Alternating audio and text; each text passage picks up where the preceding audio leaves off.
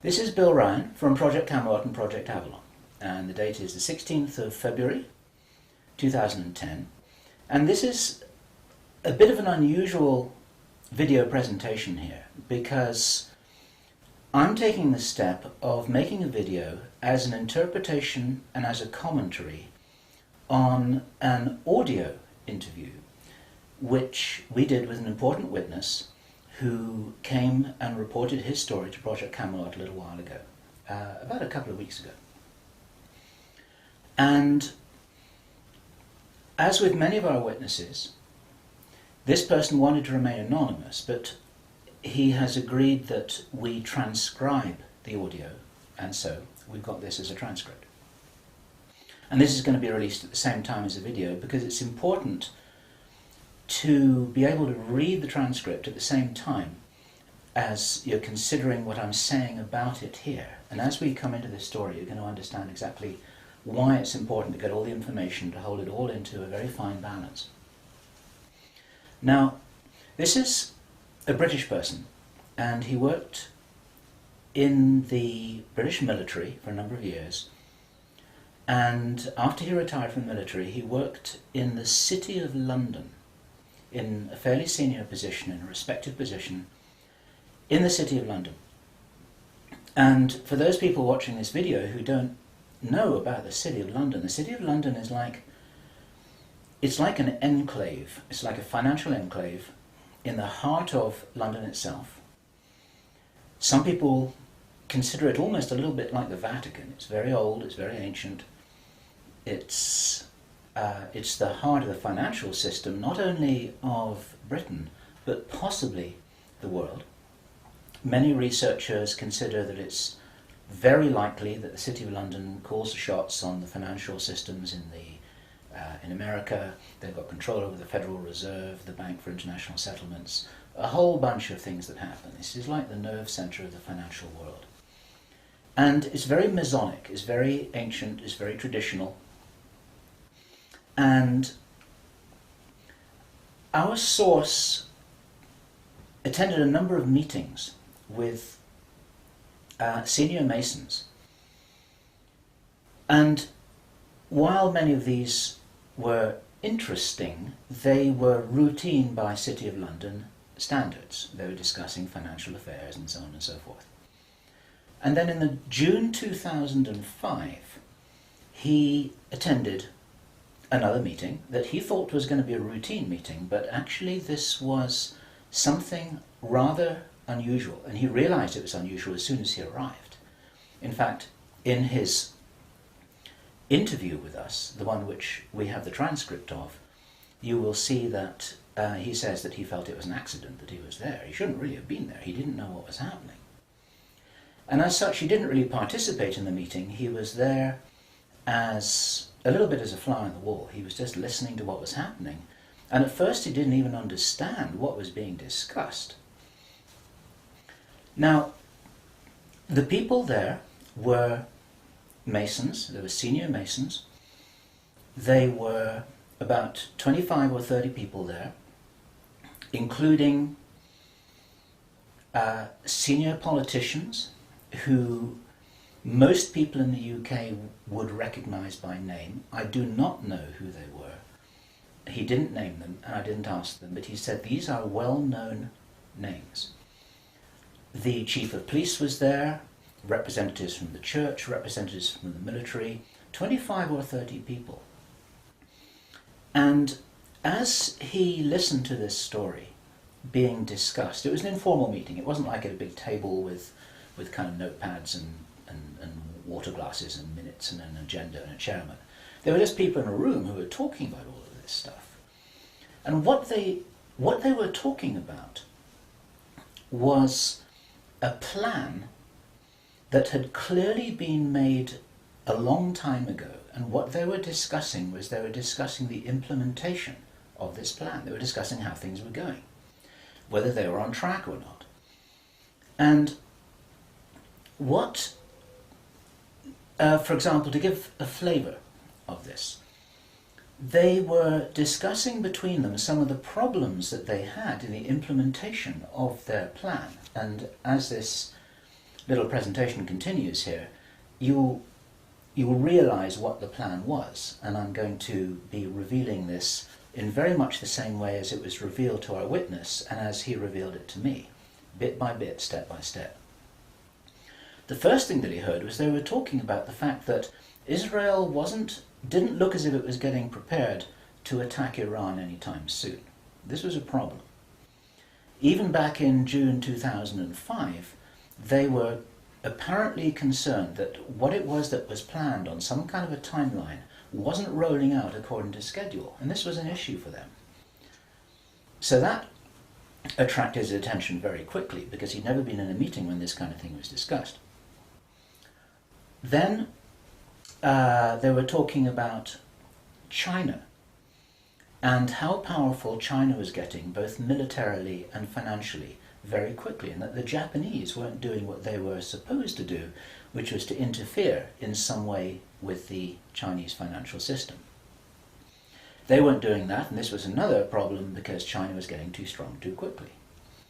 Other things that were discussed were, for example, the coming financial crash, the centralization of resources, everything that we saw starting to happen in October 2008. They were planning that and referring to it in their meeting in June 2005. So there was clearly a rollout of some plan here, and he was quite shocked the more that he heard, and when he really realized what was happening, he was extremely shocked. And one of the reasons why I'm giving this video presentation now is to soften the blow and interpret this a little tiny bit, because it is shocking information. And what I also want to do is I want to try and differentiate out between what it was that he reported, because he'd heard it with his own ears, and what it is that is his speculation and my speculation about how all this fits together. It's very important information. We need to know this stuff. Even though it doesn't look like it's going to be on track, I don't think this will happen. I think that there are a bunch of crazy people there who are extremely determined to do something, and they were in a hurry, and this is important to understand, they were in a rush to try and roll out this sequence of events. Now, what he described is what the sequence of events was. It starts with Israel attacking Iran. Now, this hasn't happened yet. There have been a number of indications that there are forces which are trying to push this into happening. You've only got to follow the news for the last 2 years to realize that the public is being prepared for a justification for this kind of thing. Iran is being set up as being the bad guys that deserve something to happen to them, and so on and so forth. Now, that's going to be the start of what is like the opening gambit in a big chess game. And the plan is to provoke Iran or China to retaliate. And our guy, our source, who is a military man, is privately as convinced as he can be, although this has never been made public and this is not publicly known, that Iran does have nuclear weapons. He believes that they have been provided by China behind the scenes. And all of this is intended because it's all right with these controlling forces that Iran has nuclear weapons, because they want them to be used. The plan is for either Iran or for China to retaliate after Iran is struck with a nuclear weapon. At that point, there will be a limited nuclear exchange in the Middle East, followed by a ceasefire. He heard this being planned in this meeting. This is being choreographed. It's like the script for a movie. This is exactly what's intended to happen. And during this time, the other thing that's being set up for this, and many people watching this will be aware that this is being set up in the background. We've had a lot of information about this from a number of good researchers from many countries who are reporting this on the internet, that things are being set up in many of the Western countries for there to be heavy controls over populations, martial law, increased powers on security forces who are not just the army or the police, but in Britain, for example, our source said that he absolutely knew personally for a fact, that a very large number of private security people, their powers were being increased to give them the ability to arrest people, the ability to detain, the ability to handle riots in streets. And here we're talking about just regular people working in private security, people who give the parking tickets on the streets. Their powers are being increased in the same way. And last year we heard President Obama talking about how he wanted to have a sort of national guard at home in America ready to handle this kind of thing. There are a lot of indicators that this is being set up. And in this rollout of this crazy scenario where it is intended that there will be a limited nuclear exchange in the Middle East, the idea is that as the world looks upon this with horror, then they will demand from their governments that there are heavy controls over travel, over communication, over people who meet, over people who protest in the streets. They want to make sure that they don't have crazy bombers on aeroplanes, crazy bombers in the shopping malls. They want to make sure, and because people will be driven into fear by this, they'll request and demand and insist on heavy controls from their governments, which will be justified. And this is where you're going to kind of get the martial law situation in all the Western countries. It's intended as a justification. All of this is just the start of something, because this story gets much bigger, and it's pretty horrifying. And if watching this now you're feeling a little bit shocked, this is how I was feeling when I heard this information, and this is how our source was feeling when he was hearing this information in this meeting, because this is just the beginning. Now, during the time of this ceasefire, everyone's shocked, everyone's frightened, everyone's really terrified about where this is going to go. There are all kinds of heavy controls over populations everywhere. And then the next thing that happens in this chess game that's being played is that biological weapons are released on China. He heard this being discussed in this meeting. They will release a flu-like virus that will be genetically targeted against the Chinese population. It's racially targeted against the Chinese people. It's designed to spread like wildfire and to knock out a large number of the Chinese people. And these people in this meeting were laughing about this. They said, China will catch a cold. Those were their words. China will catch a cold. And they were laughing about the fact that these biological weapons will wreak havoc among the Chinese population. And after that, then what effectively will be a kind of plague will actually spread right across the world to the West as well. Our source was not clear whether this was a Chinese retaliation or whether the thing would just spread out of control in the way that it would be very understandable if it did, whether it's racially targeted or not. These things actually mutate. So now you've got a situation where there's been a limited nuclear war in the Middle East. There's a pandemic that really is sweeping across the world and really is killing people very visibly. And you've got this totalitarian military lockdown in all the governments in the Western world because everyone's going to be in panic about all of this. And then, he said, then the real war starts. Something that would be justifiably called the Third World War, with a much more major nuclear exchange. And at this point, I asked him, is this just about population reduction? What is this about? Why are they doing this? Why this insane Dr. Strangelove plan for just unleashing all of this stuff on the world? Why do it? Now, as our conversation went on, I started to find answers to those questions. Now, some of this is speculation. I want to share this speculation with you because it's important enough that we work together here to figure out what's going on. And there are some clues, there's some very important clues that I'm going to present to you here in this video. He said, absolutely, it's about population reduction. So I said, well, in this meeting, did they mention any figures? And he said, yes, they did, 50%. Half the world's population. This is planned as per the Georgia Guidestones. For those of you who don't know what the Georgia Guidestones are, it's a stone monument in Georgia in America that was erected anonymously a number of years ago. It's in 8 languages, and it's like an Illuminati manifesto for a new world, as it were. And just hold that thought about this being a manifesto for a new world. This is an important concept here in what I'm presenting.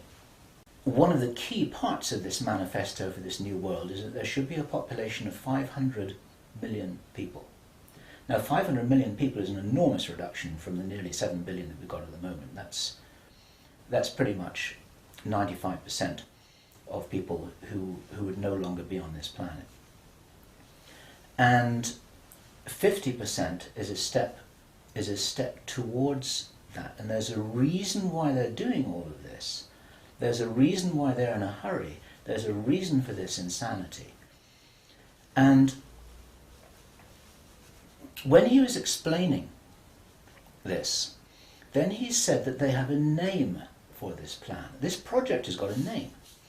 And I said, well, what is this name? He said, it is called the Anglo-Saxon Mission. The Anglo-Saxon Mission. Now, I'd heard that before. It was something historical, I think, to do with the Crusades quite a long time ago. But I hadn't heard it in the present day context, and neither had he.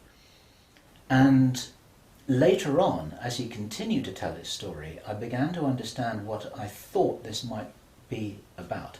Hence the title of this video, and the reason why I want to share this information with you, because we need to work together to figure out what's going on here. It's extremely important to understand. There's a plan, I believe, that Hitler would be proud of, which is so evil, it's so Machiavellian, it's so hard to face up to, it's so unbelievable, that I need to put it on the table for you so that you can consider whether or not this might be a possibility. The plans that I've been describing are definitely a possibility because he heard them with his own ears in this meeting. Everything I've described up until now, up to and including a major outbreak of hostilities after the limited war. So the sequence is as follows. The planned sequence is as follows. Israel attacks Iran, then there's a ceasefire, then during which time there is heavy governmental military controls over populations in all Western countries. Then China is attacked by a biological weapon. It's a flu-like disease that spreads like wildfire. This goes all over the world, and then they have a major Third World War. And then, by this time, 50% of the population will be destroyed. And not only because of the war or the plague, but because, as many of you watching this will understand, the infrastructure goes down in situations like this. There's no food in the supermarkets, there's no gas in the pumps, the telecommunication goes down, there may not even be water coming out of the taps. People are kind of thrown back into a Victorian era without the facilities to handle this, because most people don't have their vegetable gardens, they don't have their horse and cart, they're not able to survive in the way that we used to be able to. We're very, very vulnerable in our technological advancement. We're extremely vulnerable, and of course the controllers know this. At this stage, our source was speculating about why are they in a hurry? Why do they want to do this? And there's a sort of heavy irony here, which is like, I was saying, well, if you're going to plan the Third World War, then why not take your time over it and get it right and do a really good job? You can, this could be in 20 years' time or 30 years' time, it doesn't really matter. Why is there in such a rush? And our source said that he felt from inside information he's continued to receive, that this is still timed for something around 18 months from now. And that puts it around about the middle of 2011. He doesn't know this for sure because these events aren't calendar driven, they're actually event sequence driven. In other words, this has got to happen before that happens, and then after that the next thing can happen, then after that the next thing can happen. So a whole lot of things have got to be in place before all the dominoes fall over, so to speak. And they seem to be behind schedule in some of this. There are some planned events that definitely haven't happened. One of the things which I remembered when I was hearing this story was that our source, Henry Deacon, and many of you who've watched Project Camelot videos and read their reports for the last 3 years will know that when we met Henry Deacon in 2006, he said that in his own inside information was that there would be a war against China in 2008. Now that didn't happen. And all this time, at that time it didn't make any sense, and even now it didn't make any sense. It's like, well, all right, but why do this? Why do this?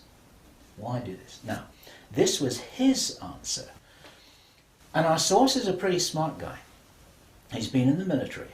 It's a totally different story that he didn't debrief in our audio transcript, which you have the opportunity to read, but he's had his own ET experiences in the military. He's got his own sources of information about some of the background for this.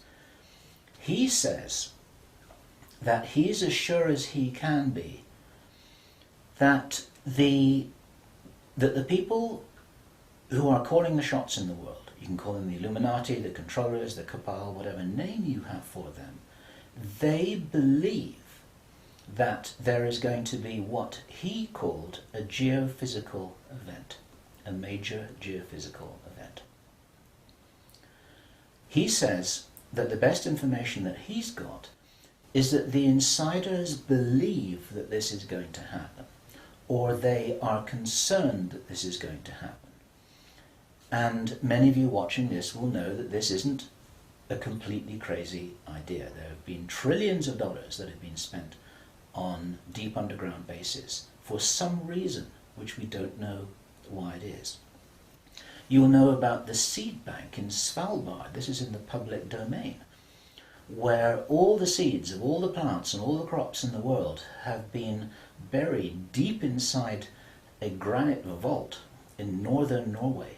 There are many precautions being taken as if something might happen that could really threaten some of these valuable resources, including the seed banks of the world.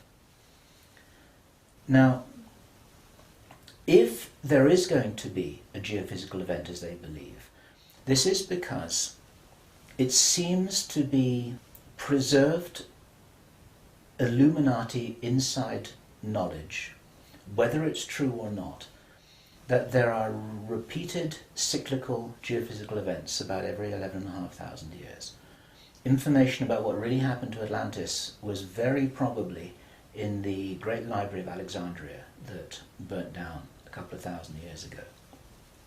There are persistent rumours that much of that information has been retrieved and it's in the Vatican Library. This is information which is not in the public domain and which the insiders may have access to. Whether it's accurate or not, the important thing is to realise that they probably believe that this will happen and they're making their precautions.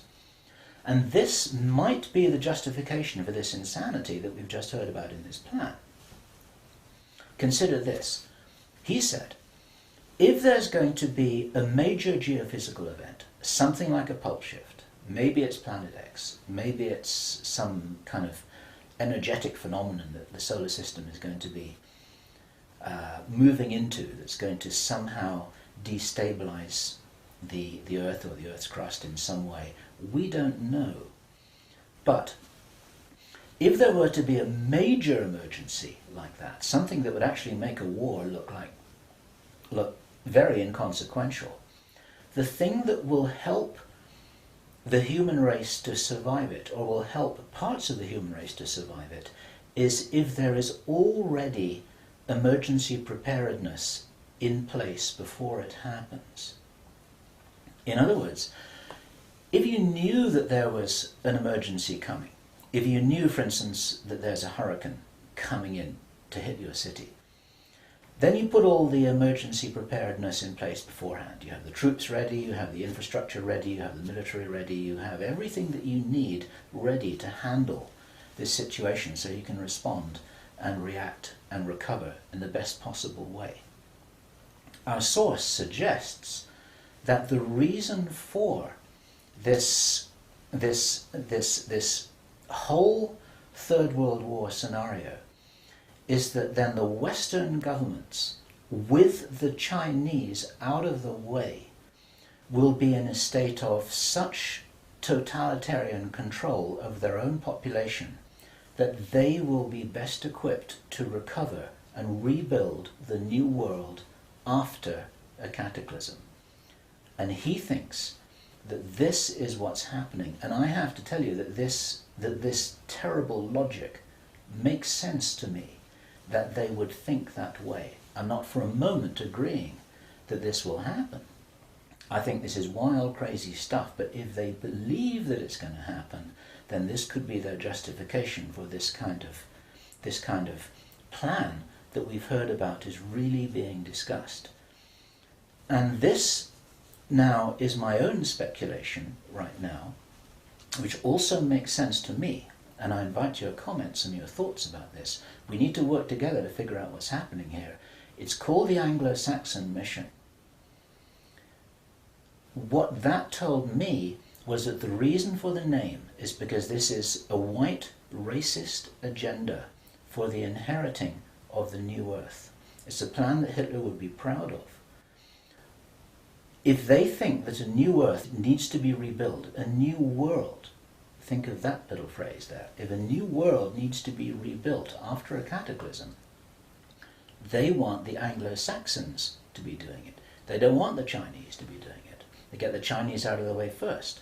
And then the Anglo-Saxons will inherit this new world with the other nations, the Asian nations, the African nations, the South American nations. Presumably, it is assumed that they won't have the resources to be able to handle the situation in any kind of a way that gives them the strength to recover after whatever it is that they think is going to occur.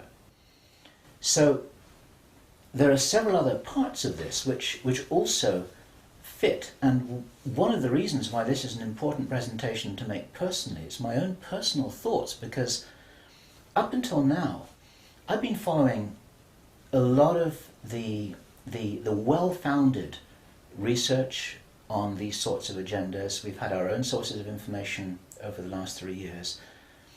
But I've always had questions in my mind, like, why would they do this? You know, war against China? Why? Third World War? Why?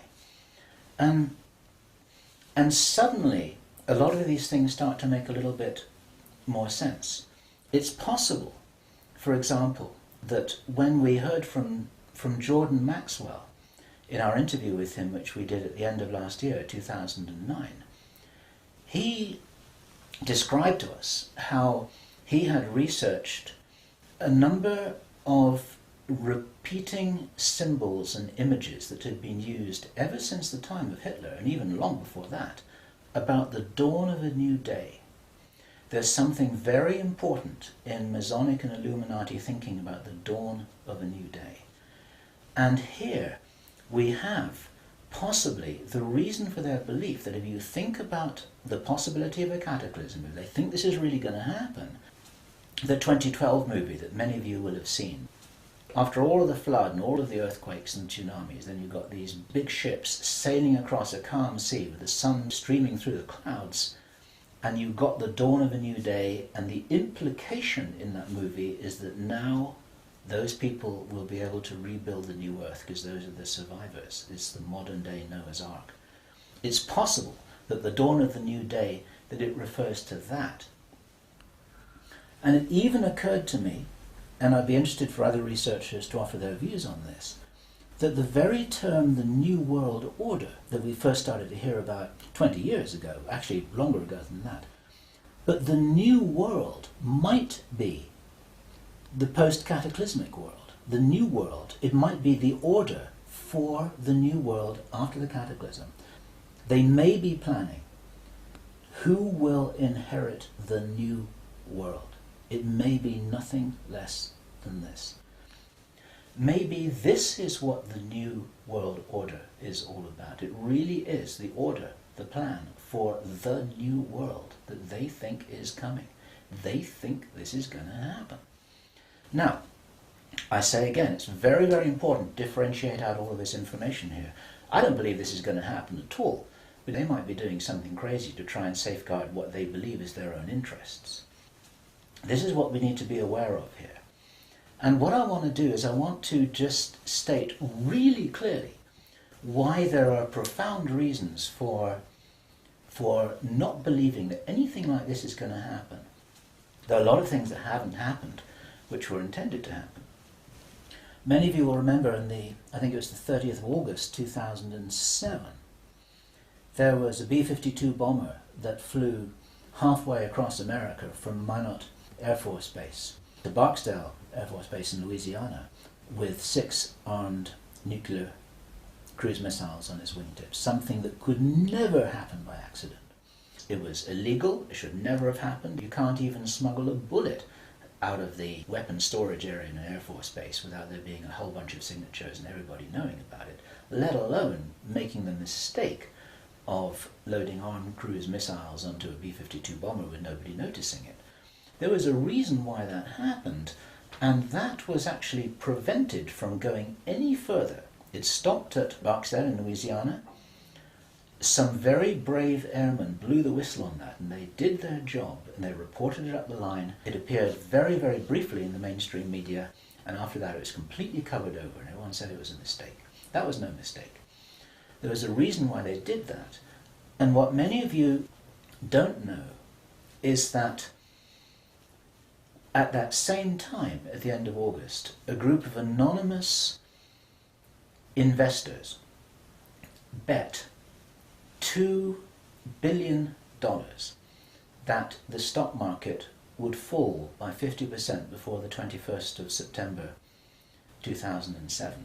They stood to gain $4.5 billion if their bet had succeeded. These were what are known as put options. And the insiders in the stock market, they call them Bin Laden trades. It's a sort of ironic description because of the betting that took place around about 9/11. Okay, those people lost their bet. It didn't work. The plan didn't work. The stock market didn't fall. The bomber never went any further. And for all we know, that was intended to be the start of the Third World War. It never happened. Okay? We heard a few minutes ago, I was describing how Henry Deacon described that the war against China was meant to start in 2008. That didn't happen. A lot of people thought that was crazy. A lot of people thought he was crazy. Maybe he wasn't. Maybe he heard something that was a real plan, but they're 2 years behind schedule, and maybe this will never happen at all. There are a number of other things that may have been planned and which have never transpired. It's very interesting to think about the so-called Mexican flu outbreak, the swine flu outbreak. For the last 6 to 9 months we've been looking at a scenario where it looked as if they wanted to roll out vaccinations, they wanted a lot of people to get ill, they wanted to announce a pandemic. Even now there have been proposals to extend this pandemic declaration for another 2 years, and nothing's happening. In England we call it a storm in a teacup. There's nothing happening here, but maybe something was intended. Now, if it wasn't intended, it's possible that all of that could have been some kind of a test, just to see how people respond, to see how people react, to see how quickly it spreads, to see what the take-up of the vaccinations will be.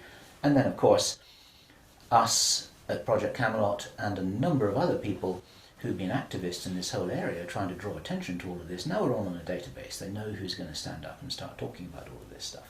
So it might have been an experiment, or it could have been a failed rollout of something.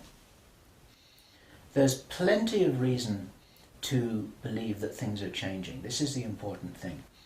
And those of you who've been following the work of David Icke, this is an important perspective here, because we support his work fully, in as much as he makes a beautiful presentation and he starts off by saying, we are infinite consciousness.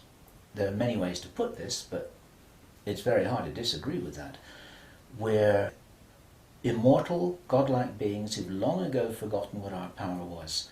The potential of consciousness is enormous.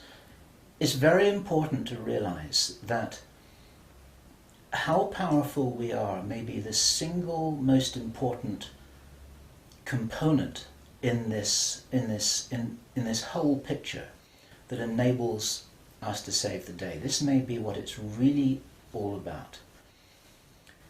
Admiral George Hoover, who died in 1998, he was in the Office of Naval Intelligence in the US Navy. He talked to researcher Bill Burns, the editor of UFO magazine, and Bill Burns described this conversation with George Hoover to George Norrie from Coast to Coast AM. And what Admiral George Hoover told Bill Burns was the biggest secret according to what the American Navy had found out. Very, very interesting story. They were talking about the Roswell visitors, and Admiral George Hoover said that these visitors were us from the future. They were time travelers. They weren't extraterrestrials. Now, other researchers and whistleblowers have spoken about the same thing, and this is fascinating in itself. But what Admiral George Hoover said the biggest secret really was, it had to do with the abilities and the power of the consciousness of these travelers. Because they were us from the future, what the military authorities had found out was what humans are really capable of. And he said that this had been buttoned up really tight, because if we knew how powerful we really were, how powerful we really could be, then we would, in his own words, cause chaos around us, and this could never be permitted. We could rearrange the reality around us in the way that we wanted to, in the way that, if this is real, that the future humans have learnt how to do, which gives them access to these sorts of incredible abilities, such as time traveling. Philip Corso, in his book The Day After Roswell, described in some detail how his understanding was that the way the craft works was they were like an amplification of the pilot's own consciousness.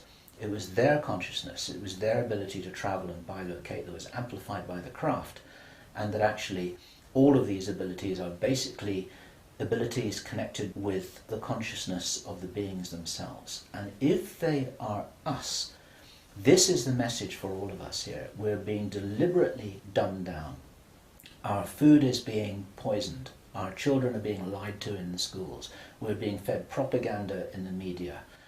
We're being forced into this tiny little box.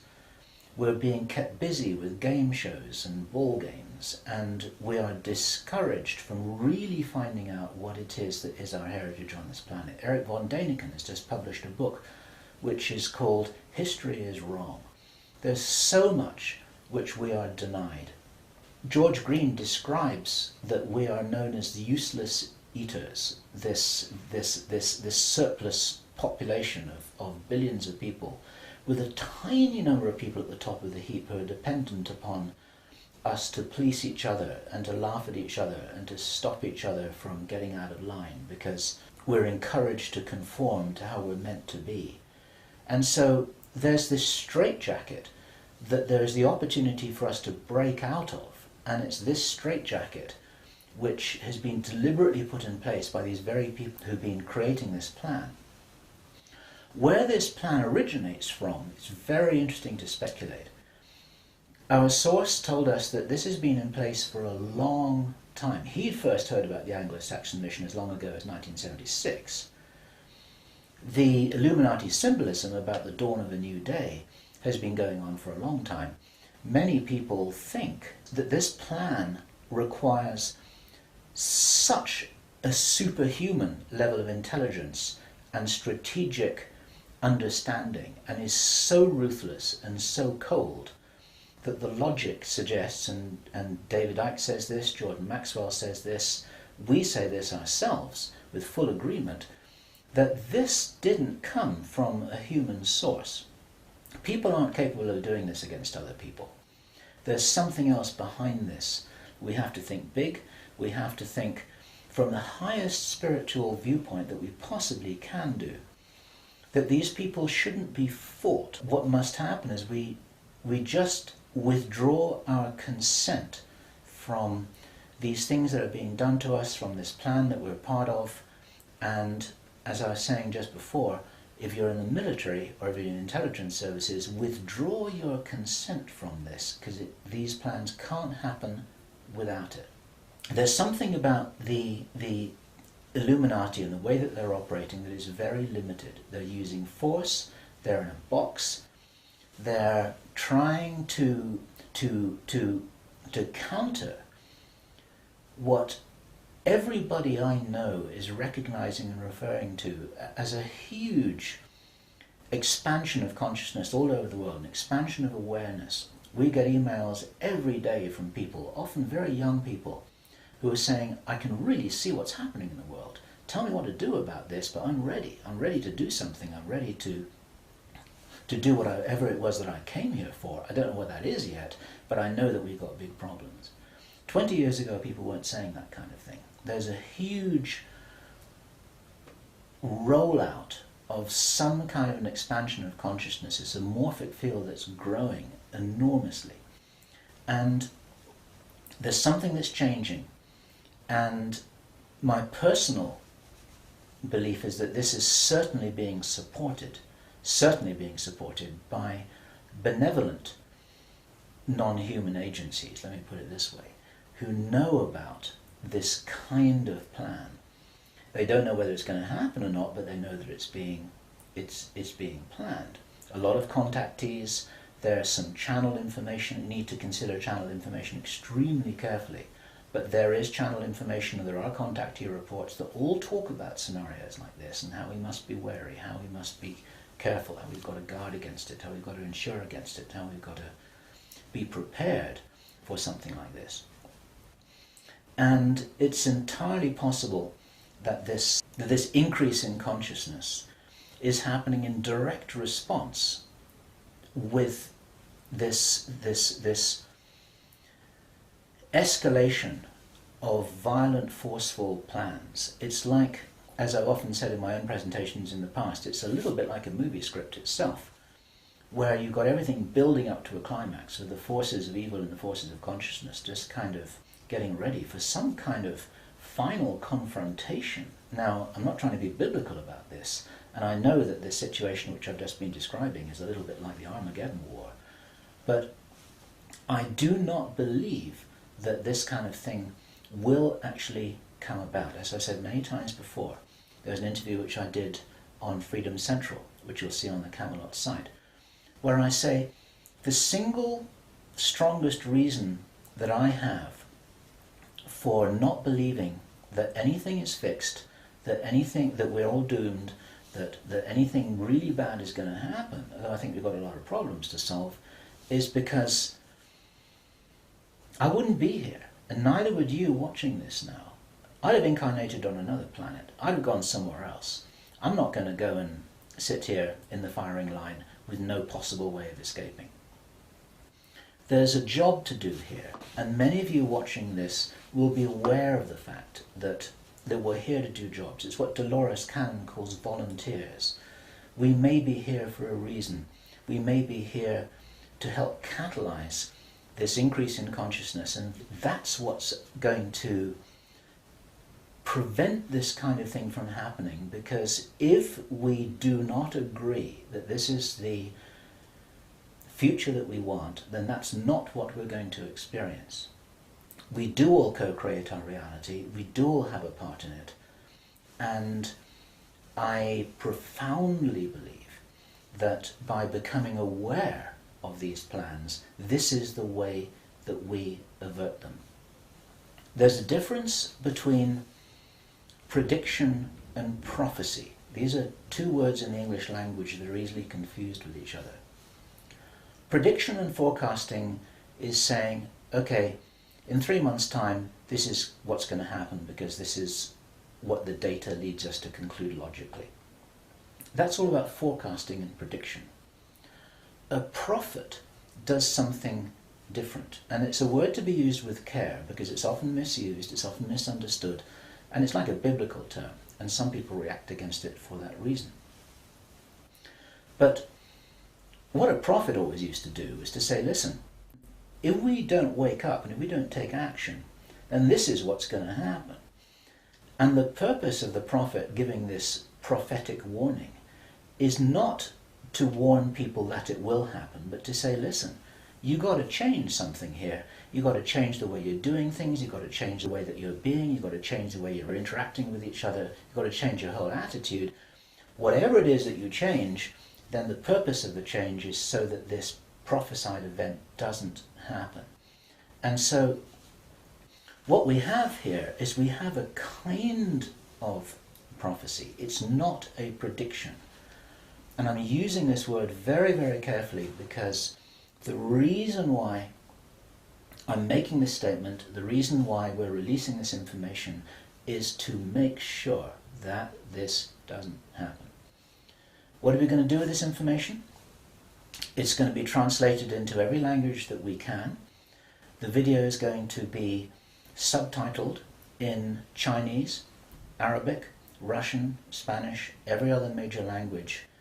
I want this video to be picked up by the Chinese. I want this to be escalated up the line. The Chinese are very sensitive about videos that refer to them, especially ones with Chinese subtitles. This will be reported right up the line to Chinese intelligence, to the Chinese military commanders. And the reason for that is because, first of all, if this is nonsense, it doesn't matter, okay? But if this is a really serious threat, then those are the guys who need to know about it, because their first nuclear response, which is designed to be provoked, is the thing that actually sets this whole thing on fire. And so, to any Chinese military commanders who are listening to this, don't do it, okay? None of us must do anything here that is in alignment with their plans. There's a wonderful scene in the Avatar movie that I loved so much, which was when the woman helicopter pilot who was ordered to fire her weapons at the big tree. She's just about to fire, and then she says, I didn't sign up for this. And then she turns around and she goes home. She's not going to be part of this. There are many people in the military who never signed up for anything like this. There are many people in the intelligence services, they're never signed up for anything like this. They signed up when they were young, thinking that they were doing the best thing for their country, thinking that they're doing the best thing for mankind. They're not all evil at all. And so as a direct message to those of you in the military and the intelligence services who may be watching this or may have had this brought to their attention, you don't have to do this stuff just because you're told. You need to support what's best for the human race. You don't need to follow orders if it's going to lead to a huge destruction here, which is in no one's interests apart from the controllers who have an agenda of their own, and that agenda doesn't feature you and me, that's for sure. Okay, so that's the end of my presentation. I want you to consider this information. I'm not urging you to believe it. I want you to research it. I want you to check it out. I want you to read the transcript carefully, and I want you to see whether this correlates with anything else that you know and understand that's come to your attention. We're all working together here. We're not trying to force you to believe anything at all. We need to be careful about this information, but at the same time, if there's any chance that this is true, if there's any chance that this is for real, then we have to know about it, okay? And if you are not sure what it is that you should be doing, then I say the same thing that I always say, which is do whatever it is that you came here to do, because most of you watching this video are here for a reason. I do understand that you may not know what the reason is yet, but you're probably here for a reason. You're probably watching this video for a reason. Do whatever it is that you came here to do.